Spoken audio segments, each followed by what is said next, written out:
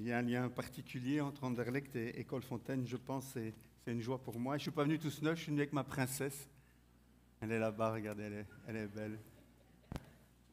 C'est ma princesse depuis plus de 31 ans. Si je compte les fiançailles, ça fait presque 33, 34. Et elle m'accompagnait ce matin. C'est une joie pour moi. Alors, merci pour la louange. Franchement, j'ai été béni jusqu'à maintenant. Merci à l'équipe louange de nous avoir emmenés comme ça dans la présence de Dieu. Est-ce que c'est moi qui grésille ou quoi? Je dois faire quelque chose? Si je vous demande quelle est votre saison préférée, qu'allez-vous me répondre? Qui est pour l'été? Une majorité quand même. Il y en a qui préfèrent l'hiver? Non, hein? Ce matin, j'ai à cœur de vous parler des saisons de la foi. Je crois que, comme dans la nature, il y a des successions de saisons. Je pense qu'au niveau de la foi, le chrétien passe aussi par des saisons. Je pense qu'il y a des saisons dans notre vie spirituelle où le soleil brille, où nous voyons la bénédiction de Dieu, nous voyons sa main sur tout ce que nous entreprenons, et nous voyons les fruits de notre investissement, et c'est une période...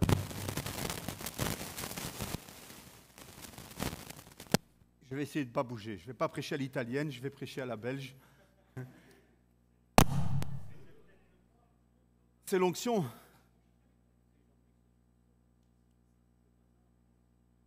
Il faut prendre l'autre.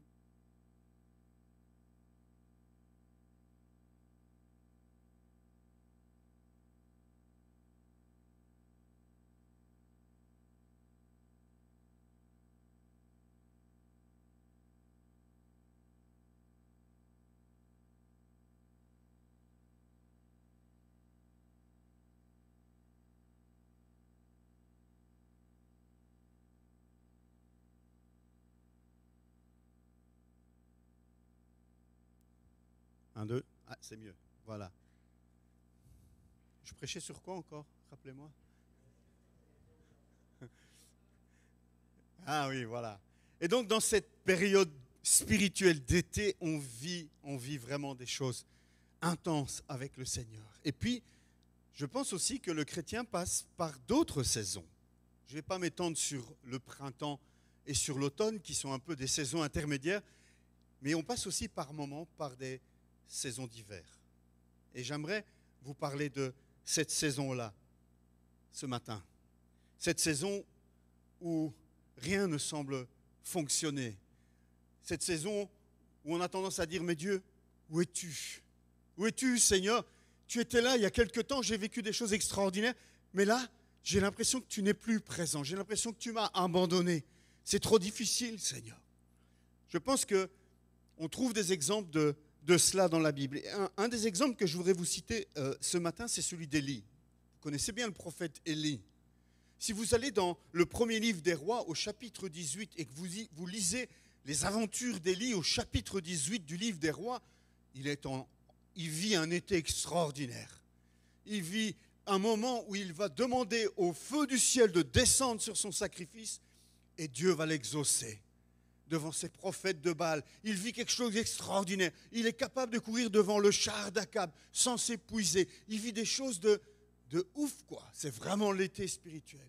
Et puis vous tournez la page de votre Bible, vous arrivez au chapitre 19, au verset 4, et vous lisez, « Quant à Élie, il marcha toute une journée dans le désert, puis il s'assit sous un genêt et demanda la mort en disant, « C'est assez, maintenant, Éternel, prends-moi la vie, car je ne suis pas meilleur que mes ancêtres. » Le chapitre d'avant, au sommet du mont Carmel, le chapitre suivant, il est dans le désert, complètement abattu, complètement déprimé, il n'y a plus rien qui va, alors qu'il vient de vivre des moments extraordinaires. Je pense qu'il est passé de la saison de l'été à la saison de l'hiver, sans passer par la saison intermédiaire dans cet exemple-là. Si on regarde la vie du roi David, on peut se rendre compte que David a connu des moments de victoire extraordinaires, des saisons de bénédiction, mais aussi des saisons plus compliquées de fuite, de guerre, de trahison de son propre fils Absalom. Et finalement, quand on regarde et qu'on lit les psaumes, on peut se rendre compte que c'est peut-être bien dans les saisons d'hiver que David nous a laissé les plus beaux psaumes. Dans les périodes où il était au bord de la dépression, dans la période où il était en train de fuir, dans la période où ses ennemis l'entouraient, c'est dans ces moments-là que David a écrit ses plus beaux textes et ses plus beaux psaumes. Si je vous parle de l'hiver, vous allez certainement me parler du verglas, de ses inconvénients de l'hiver, les grands froids de l'hiver, les longues nuits d'hiver, le jour qui diminue, etc. Il y a toutes sortes d'aspects négatifs à l'hiver. Au niveau spirituel, lorsque le chrétien passe aussi par sa saison de foi de l'hiver, eh bien, il passe lui aussi par des temps plus pénibles, des temps où tout semble mort, où sa foi semble être comme au frigo. Il a l'impression, il se pose des questions, il dit « Mais qu'est-ce qui m'arrive, Seigneur ?» Parce que parfois, nous ne comprenons même pas ce qui nous arrive, il faut bien l'avouer. Paul, je pense, nous parle de ces saisons d'hiver. Il en fait un résumé dans 2 Corinthiens au chapitre 11. Voici ce qu'il dit. « Je parle comme un fou, je le suis plus encore. J'ai bien plus connu les travaux pénibles, infiniment plus les coups, bien plus encore les emprisonnements. Et j'ai souvent été en danger de mort. 5 fois, j'ai reçu des Juifs les 40 coups moins 1. 3 fois, j'ai été fouetté. 1 fois, j'ai été lapidé. 3 fois, j'ai fait naufrage. J'ai passé 1 jour et 1 nuit dans la mer. Fréquemment en voyage, j'ai été en danger sur les fleuves, en danger de la part des brigands, en danger de la part de mes compatriotes, en danger de la part des non-juifs, en danger dans les villes, en danger dans les déserts, en danger sur la mer, en danger parmi les prétendus frères. » Ce n'était pas des saisons d'été tout cela. Évidemment, il n'a pas vécu tout cela en 3 mois. Paul nous fait un résumé de toutes les épreuves et de toutes les difficultés qu'il a rencontrées. Paul aussi a connu des saisons d'hiver. Frères et sœurs, nous n'y échapperons pas non plus. Le chrétien qui croit pouvoir vivre sa vie spirituelle dans un été permanent est un chrétien qui vit dans l'illusion. Et surtout, vous le verrez, je pense, par la suite, est un chrétien qui passe à côté de choses essentielles dans sa vie spirituelle.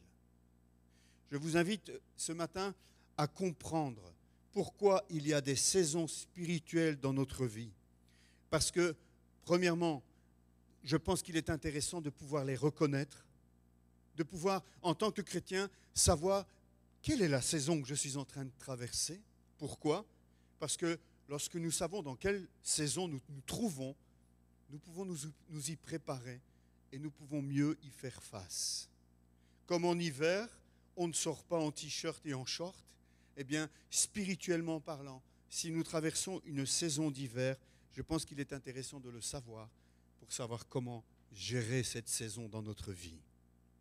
Pourquoi doit-on passer par des saisons d'hiver spirituelles, me direz-vous ? Pourquoi est-ce que Dieu ne nous laisse pas dans une sorte d'été permanent? Eh bien, je vous invite à les découvrir ce matin au travers de ce qui se passe dans les arbres en hiver. Si vous regardez les arbres dans nos jardins pendant l'hiver, tous, nous avons l'impression que rien ne se passe. Nous avons l'impression que les arbres sont comme morts. Nous pensons, ils sont en train de dormir. Rien ne se passe. Eh bien, c'est entièrement faux.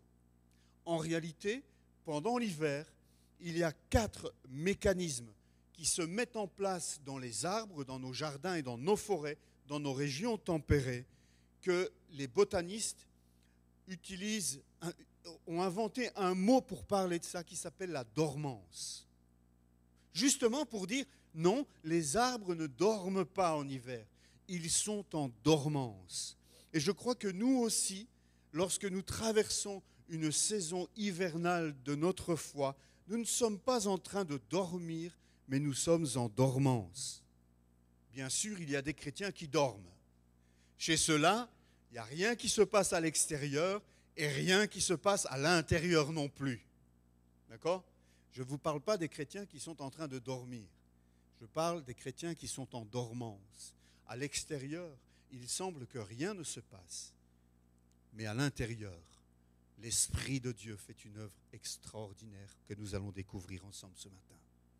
Voici les 4 grands mécanismes qui se passent à l'intérieur des arbres pendant l'hiver. Le premier mécanisme qui se met en place, les botanistes appellent ça la production d'antigel.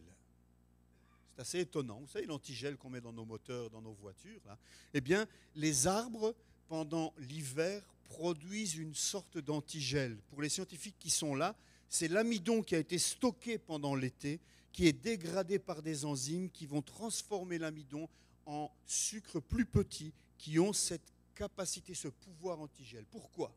Parce que les jeunes pousses qui ont vu le jour pendant l'été qui précède sont très fragiles. Vous savez, quand on laisse geler de l'eau dans nos tuyaux en hiver, ce qui se passe, c'est que les tuyaux explosent. Moi, j'ai connu ça avec un de mes Karcher que j'avais oublié de rentrer l'hiver et que j'avais laissé dans mon hangar, qui n'est pas chauffé. Au printemps suivant, quand j'ai voulu utiliser le Karcher, il y avait encore de l'eau qui sortait, mais plus par la buse. Ça s'écoulait du bloc moteur. Les tuyaux avaient explosé. Eh bien, l'arbre est aussi constitué de tuyaux, mais des tout petits tuyaux qu'on appelle des vaisseaux transporteurs de sève. Et si l'arbre ne se protège pas, les branches bien dures et costaudes, il n'y a pas de souci, mais les jeunes pousses, les jeunes pousses qui viennent de l'été encore, qui sont encore tendres et verts, si l'arbre ne réagit pas, ces jeunes pousses vont geler, les vaisseaux vont exploser et cette partie de l'arbre va mourir. Alors, l'arbre, pendant l'hiver, ne dort pas. Il produit cet antigel pour que toutes ces jeunes pousses qui ont vu le jour pendant l'été qui précède puissent résister au gel.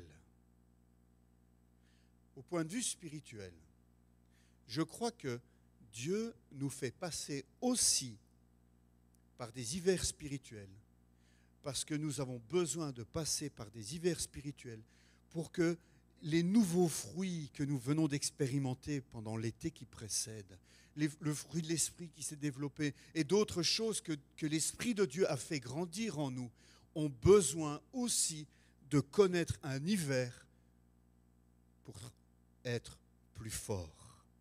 Je pense que c'est ce que Pierre nous dit dans 1 Pierre, chapitre 1, versets 6 à 7. Regardez ce que dit Pierre. C'est ce qui fait votre joie, même si maintenant, puisqu'il le faut, vous êtes pour un peu de temps attristés par diverses épreuves. L'hiver. Ainsi, la valeur éprouvée de votre foi, beaucoup plus précieuse que l'or qui est périssable et que l'on soumet pourtant à l'épreuve du feu, aura pour résultat la louange, la gloire et l'honneur lorsque Jésus-Christ apparaîtra. Je pense que Pierre nous parle ici de cette valeur de l'hiver dans la vie du chrétien. La valeur d'une foi éprouvée. Une foi qui n'est pas éprouvée, ben finalement, est-ce que c'est vraiment une foi ? La foi doit être éprouvée. Pendant l'été, nous vivons des choses extraordinaires et tout va bien. Tout va bien, nous aimons le Seigneur, nous louons Dieu, tout va bien. Mais pendant l'hiver, nous avons besoin de prouver quelque part que ça va bien aussi en hiver. Que j'aime Dieu, que ce soit l'été ou que ce soit l'hiver. Que ma foi résiste, que ce soit l'été, que ce soit l'hiver. Dieu désire éprouver notre foi. Et pendant que nous traversons cet hiver spirituel, eh bien, je pense que Dieu nous fortifie. Il y a un deuxième mécanisme qui se met en place dans les arbres en hiver. Ce n'est pas moi qui invente le mot, enfin, c'est un mot qu'on connaît, mais qui est utilisé en botanique. On parle de la période d'endurcissement des arbres. Pendant l'hiver, c'est à ce moment-là qu'il y a un phénomène qui se produit dans les arbres qui va les rendre plus tolérants au froid, plus tolérants aux épreuves.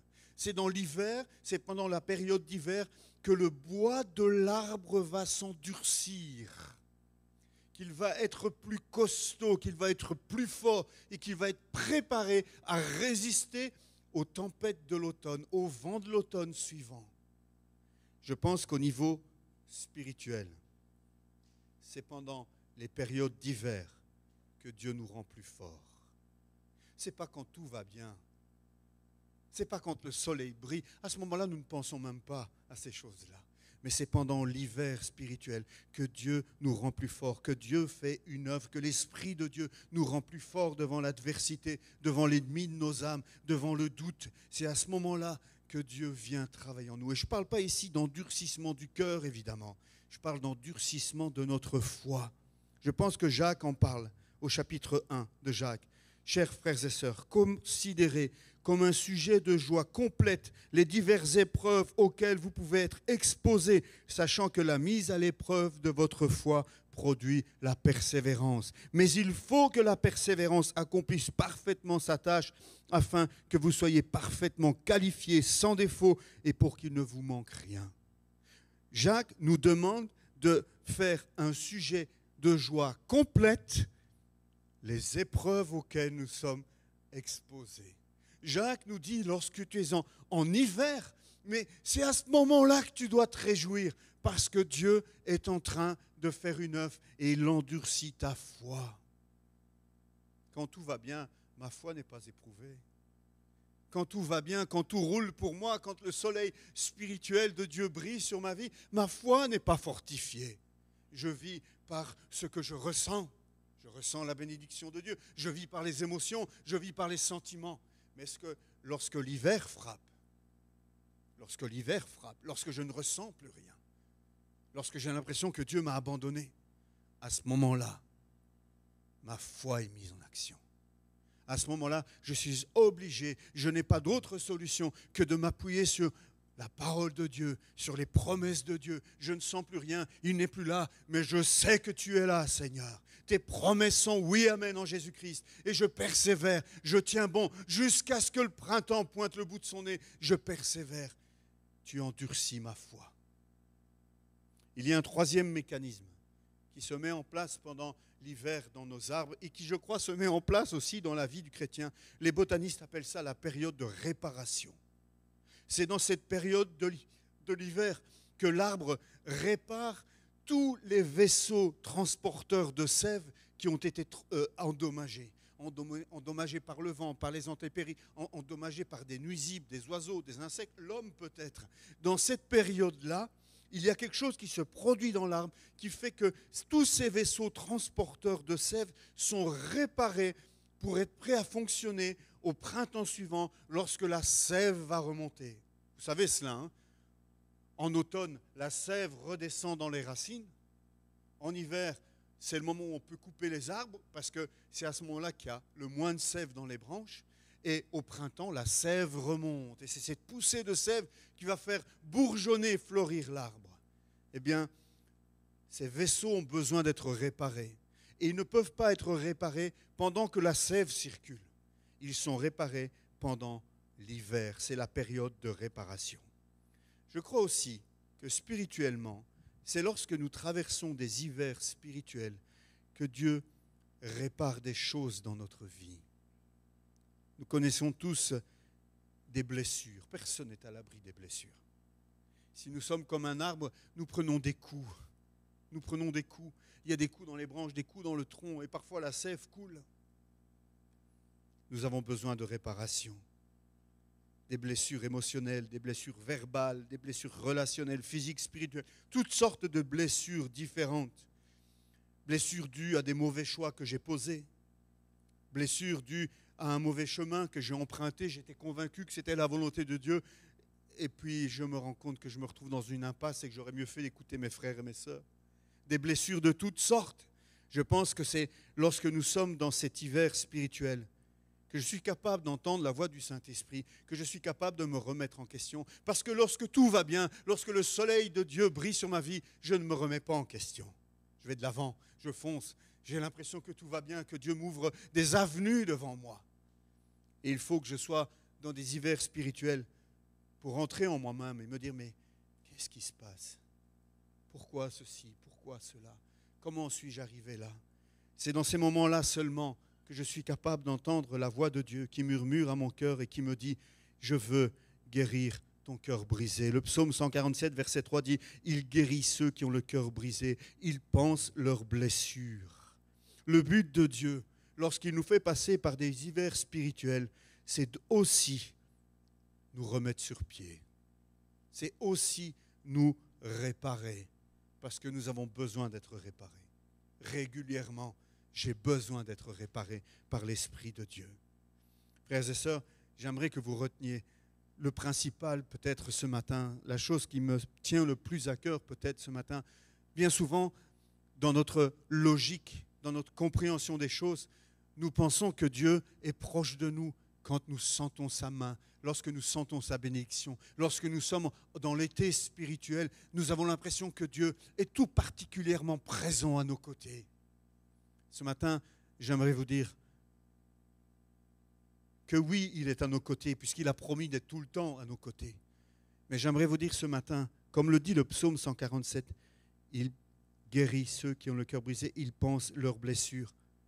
Il est près de ceux qui ont le cœur brisé. J'aimerais vous dire ce matin que c'est justement lorsque vous traversez la saison de l'hiver spirituel que Dieu est à vos côtés. Contrairement à ce que vous pensez, à ce que vous ressentez, c'est justement dans cette période de l'hiver spirituel que Dieu est présent. Il l'est tout le temps, mais il l'est particulièrement lorsque votre cœur est brisé, lorsque vous passez par une période difficile. Vous le savez si vous êtes parent. Moi, j'ai 3 fils, 2 qui sont mariés. Un de mes fils est passé par une période difficile au niveau de son couple. Vous savez, les débuts, les démarrages, parfois, il y a des dératés. Hein, eh bien, on aime nos 3 fils particulièrement, mais ce couple, ce jeune couple qui avait des difficultés, était particulièrement sur notre cœur dans cette période-là. On les aime tous les 3 de la même manière, mais ça ne nous empêchait pas d'être plus proches et plus attentifs à celui qui était en difficulté. Je pense que Dieu voit les choses de la même manière. Si tu traverses l'hiver spirituel, si tu te dis justement, mais moi je suis dans cette période où j'ai l'impression que je ne vis plus rien, que je ne ressens plus rien, j'ai l'impression d'être dans cette période de dormance spirituelle, ce matin, je voudrais que tu sois convaincu de la présence de Dieu à tes côtés, particulièrement dans ce moment-ci. Parce que Dieu est près de ceux qui ont le cœur brisé. Parce que Dieu aime ses enfants. Et le quatrième mécanisme qui se produit dans les arbres en hiver, c'est la croissance des racines. C'est en hiver, pas seulement des racines, mais aussi de toutes sortes de nouveaux vaisseaux, mais particulièrement en hiver, les racines grandissent. On dirait que l'arbre est mort, mais en réalité, pendant l'hiver, c'est la période où il va plonger plus profondément ses racines dans le sol. C'est la période où en fait il se prépare à être prêt à être plus grand l'été qui suit. Vous savez que lorsqu'on regarde un arbre, on dit souvent ce qu'on voit à l'extérieur, il y a le même volume de racines dans le sol. Je ne sais pas si c'est tout à fait vrai, mais c'est plus ou moins cela. Eh bien, je pense qu'en hiver, l'arbre plonge ses racines plus profondément et c'est capital pour l'arbre s'il veut pouvoir grandir le printemps suivant, aller plus loin avec ses branches, porter plus de fruits que l'année d'avant. Si l'arbre ne plonge pas ses racines, si l'arbre n'agrandit pas ses racines, il se met en danger lorsque, au-dessus du niveau de la terre, ses branches vont grandir parce qu'il risque d'être déséquilibré et d'être moins fort à la première bourrasque de vent. Au niveau spirituel, frères et sœurs, vous comprenez tout de suite où je veux en venir. Je pense que c'est pendant l'hiver spirituel que l'Esprit de Dieu fait une œuvre dans nos vies pour que nous nous enracinions davantage, pour que nos racines puissent plonger plus profondément. Colossiens 2, Paul nous demande d'être enracinés en Christ, d'être enracinés en lui. Et nous avons besoin, frères et sœurs, nous aussi, de plonger nos racines plus profondément. C'est l'échec, c'est l'épreuve, ce sont toutes ces choses-là qui nous apprennent à faire davantage confiance en Dieu. Et chaque fois que nous faisons confiance en Dieu, chaque fois que notre foi est endurcie, chaque fois que nous mettons notre confiance dans la parole de Dieu, c'est comme si nos racines spirituelles descendaient plus profondément. Voilà les 4 mécanismes qui se mettent en place dans l'arbre en hiver et qui se mettent en place dans le cœur du chrétien qui traverse une période d'hivernage. Ce matin, j'aimerais vous encourager à ne pas négliger ces saisons d'hiver que nous pouvons traverser lorsque nous sommes enfants de Dieu. Vous savez, les arbres, contrairement aux animaux, les arbres, là où ils naissent, ils sont fixés. Les animaux, eux, ont différentes manières de se défendre contre l'hiver. Il y a des animaux qui migrent. Lorsque l'hiver approche, plutôt que d'affronter les rudesses de l'hiver, ce sont des animaux qui préfèrent prendre la fuite. Le chrétien ressemble plus à un arbre qu'à un animal. Il y a des chrétiens qui migrent en hiver.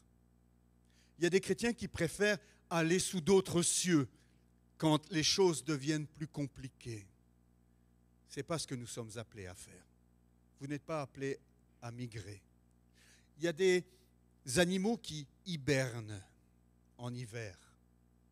Ce sont des animaux qui vont aller se trouver un petit trou bien confortable, qui vont diminuer leur métabolisme biologique et qui vont juste avoir le cœur qui bat légèrement et ils vont attendre que l'hiver passe. On a des chrétiens qui hibernent aussi dans nos églises. Des chrétiens qui sont bien présents, mais on a envie de les toucher pour voir s'ils sont encore bien en vie. Ils hibernent. C'est la période de l'hiver. Et pendant l'hiver, quand l'hiver les frappe, on ne les voit plus. C'est fini. Il ne faut plus compter sur eux. Ils avaient des responsabilités en été, mais en hiver, ah non, là, je fais une pause, pasteur. T'en connais des chrétiens qui hibernent, David? Non, il n'y en a pas à Colfontaine, il me fait signe, il n'y en a pas à Colfontaine. C'est un bon pasteur que vous avez, hein? Prends votre défense. Et puis il y a des animaux qui hivernent. Il y a une différence entre hiberner et hiverner. Il n'y a qu'une lettre de différence. Mais hiverner, c'est prendre ses dispositions pour traverser l'hiver. Prendre ses dispositions pour traverser l'hiver. Ni fuir, ni dormir, mais prendre ses dispositions pour traverser l'hiver. L'arbre hiverne. Les chrétiens sont appelés à hiverner quand c'est nécessaire. Les scientifiques disent que les arbres ont besoin de l'hiver pour revivre. Ce sont leurs termes. J'ai trouvé ça extraordinaire. Les arbres, dans nos régions tempérées, ont besoin d'au moins quelques semaines de froid intense pour revivre. J'ai envie de dire aux chrétiens ce matin, si tu veux revivre, accepte les hivers de Dieu dans ta vie. Vous savez, je vais souvent en Afrique et j'ai une idée géniale en Afrique. Parce que quand j'ai réalisé qu'en Afrique, il faisait beau toute l'année, que le soleil brillait toute l'année et qu'au bord de la route à Lomé, à la capitale, on a des vendeurs de toutes sortes de choses. Au feu rouge, à la capitale de Lomé, on peut tout acheter. Mais il y a quelque chose de particulier qui m'a toujours étonné, c'est qu'ils vendent des pommes. Elles sont emballées dans du plastique, ça vient d'Europe. Je ne sais pas comment elles ont été traitées pour résister, mais ils vendent des pommes. Je me suis dit, mais on devrait planter des pommiers au Togo. On aurait des fruits toute l'année. En réalité, ce n'est pas du tout ça qui se passe. Si vous plantez un pommier au Togo, il va effectivement produire de belles pommes premier printemps, premier été, mais l'automne et l'hiver ne venant pas, eh bien, il va probablement reproduire une deuxième fois des fruits en moins grande quantité. Et puis peut-être une troisième fois, encore moins grande, il va s'épuiser cet arbre. Il va finir par mourir.